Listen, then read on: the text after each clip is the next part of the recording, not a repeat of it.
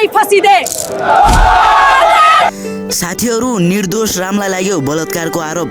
मलाई यो रामले बलात्कार गर्यो भन्दै गुहार मार्दै आइन् संस्थाबाट आएकी कर्मचारी। साथीहरू, मैले भनेको थिएँ नि रामलाई हराउन बिरजङले पैसाको पावर लगाएर जे पनि गर्न सक्छ भनेर। आज ट्विस्ट त्यही भएको छ। यति बेला बिरजङले रामलाई फसाउनको लागि संस्थाबाट एउटा केटी पठाएको रहेछ।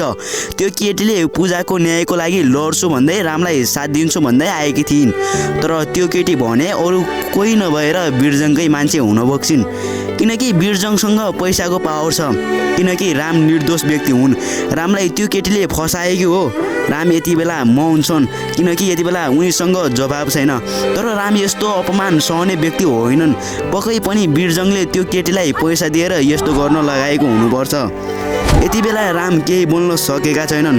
बिचरा रामलाई कसैले पनि विश्वास गरेका छैनन्। उनका परिवार अचम्मै परेर हेरिरहेका छन् भने उनको गाउँलेले रामप्रति नै उल्टो आरोप लगाएका छन्। राम मौन बस्नुको कारण यो होइन कि उनी बलात्कारी हुन्। पक्कै पनि रामलाई केही न केही समस्या परेको हुनुपर्छ। त्यसैले उनले षड्यन्त्रलाई चुपचाप स्वीकारेका छन्।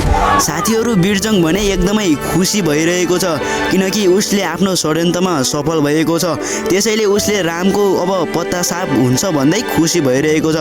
दर्शकबिनहरू, यदि तपाईँहरूलाई आगामी दिनहरूमा राम निर्दोष साबित हुनुपर्छ भन्ने चाहनुहुन्छ भने हाम्रो यस भिडियोलाई एक लाइक गरेर हाम्रो च्यानललाई सब्स्क्राइब गरिदिनु होला।